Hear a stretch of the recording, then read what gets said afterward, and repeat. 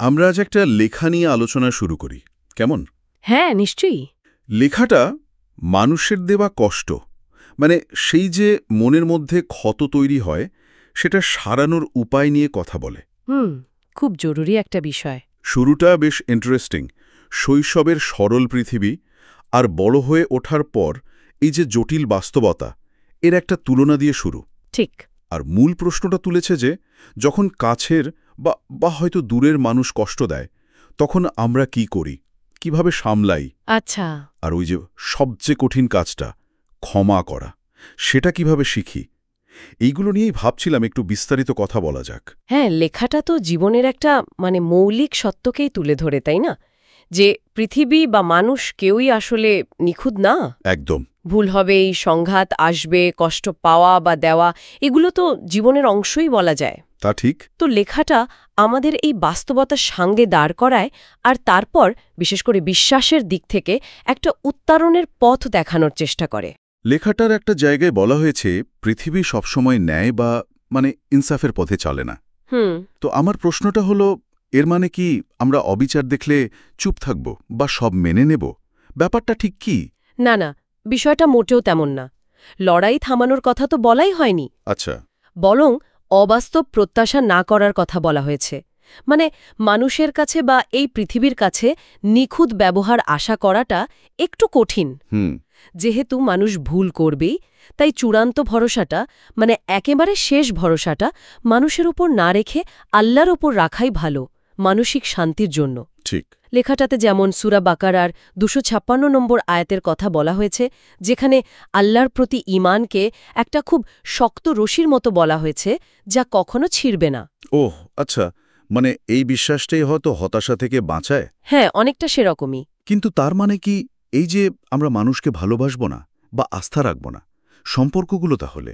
অবশ্যই রাখব, ভালোবাসা থাকবে, আস্থাও থাকবে।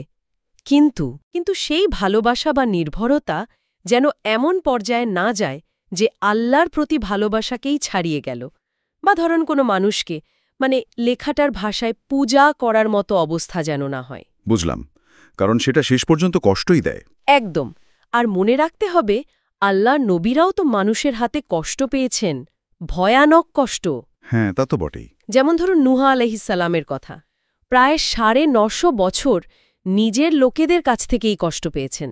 সূরা আল কামারের উল্লেখ আছে। ভাবা যায়, ৯৫০ বছর। হ্যাঁ, আবার আমাদের নবী মোহাম্মদ সাল্লাল্লাহু আলাইহি ওয়াসাল্লামকে পাথর মারা হয়েছে, তার সাহাবীদের কষ্ট দেয়া হয়েছে। কষ্ট জীবনেরই অংশ, এটা মেনে নিতে পারাটাও একটা শক্তি। কষ্ট মেনে নেওয়া না হয়ে গেল, কিন্তু যখন কষ্ট পেয়ে যাই তখন ক্ষমা করা, উফ, ওটা যে কি কঠিন। সেটাই। লেখাটাতে এই প্রসঙ্গে আবু বকর রাদিয়াল্লাহু তাআলা আনহুর একটা অসাধারণ উদাহরণ আছে, তাই না? হ্যাঁ, খুব শক্তিশালী একটা উদাহরণ। ভাবুন একবার, নিজের মেয়ের নামে আয়েশা রাদিয়াল্লাহু তাআলা আনহা সম্পর্কে এত খারাপ একটা অপবাদ রটানো হল। আর তিনি যখন জানলেন এর পেছনে তারই এক আত্মীয় জড়িত, যাকে তিনি নিজে আর্থিক সাহায্য করতেন। কি সাংঘাতিক! স্বাভাবিকভাবেই তিনি খুব কষ্ট পেয়েছিলেন, সাহায্য বন্ধ করে দিয়েছিলেন।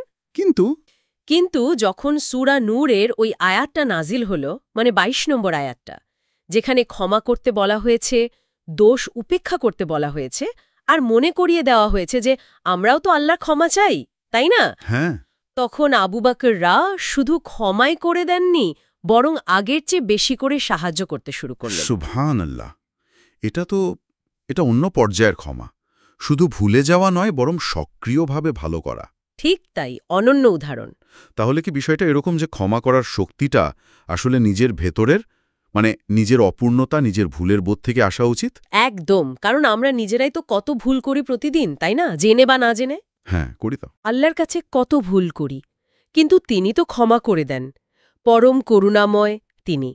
তার ক্ষমার তুলনায় মানুষের প্রতি মানুষের ক্ষমা, সেটা তো অনেক ছোট ব্যাপার। সত্যিই তাই। লেখাটাতে মুসলিম শরীফের একটা হাদিসের কথাও আছে, যারা অন্যের প্রতি দয়া করে না, আল্লাহও তাদের প্রতি দয়া করবেন না। খুব গুরুত্বপূর্ণ কথা। তো নিজেদের ভুলের কথা মনে রেখে আর আল্লাহর দয়া পাওয়ার আশায় অন্যদের ক্ষমা করাই তো ভালো। সূরা আশ-শুরাতেও তো মুমিনদের একটা গুণের কথা বলা আছে, যে তারা রেগে গেলেও ক্ষমা করে দেয়। আচ্ছা, তাহলে যদি আমরা একটু গুছিয়ে বলি, মানুষের দেওয়া কষ্ট থেকে মুক্তি পেতে হলে বা সেটাকে সামলাতে হলে আমাদের প্রত্যাশাটা একটু সীমিত করতে হবে। হ্যাঁ, বাস্তবসম্মত রাখতে হবে। চূড়ান্ত ভরসাটা রাখতে হবে আল্লাহর উপর। ঠিক। আর ক্ষমা করার মানসিকতা তৈরি করতে হবে, বিশেষ করে নিজেদের ভুলের কথা ভেবে। একদম। আর সবচেয়ে জরুরি বিষয় হলো, আমরা তো সবাই আল্লাহর ক্ষমা চাই, তাই না? সব সময় চাই। অবশ্যই চাই। তাহলে অন্যদের ক্ষমা করাটা আমাদের জন্য আরও বেশি জরুরি হয়ে পড়ে। এই যে ক্ষমা আর দয়ার অভ্যাস, হয়তো এটাই আমাদের সেই প্রতিশ্রুত নিখুঁত পৃথিবীর দিকে এক ধাপ এগিয়ে নিয়ে যাবে, যেখানে কোনো কষ্ট থাকবে না। হয়তো। কিন্তু তার আগে এই ক্ষণস্থায়ী পৃথিবীতে আমাদের এই চর্চাটা চালিয়ে যেতে হবে। তবে এখানে একটা প্রশ্ন থেকে যায় ভাবার জন্য। কি প্রশ্ন? এই যে অন্যের প্রতি দয়া, ক্ষমা, এটা কি কেবল পরকালের মুক্তির জন্য, নাকি এই জীবনেই, এই পৃথিবীতেই মানসিক শান্তি পাওয়ার একটা বড় উপায়? এটা কিন্তু আমাদের সবার একটু ভেবে দেখা দরকার।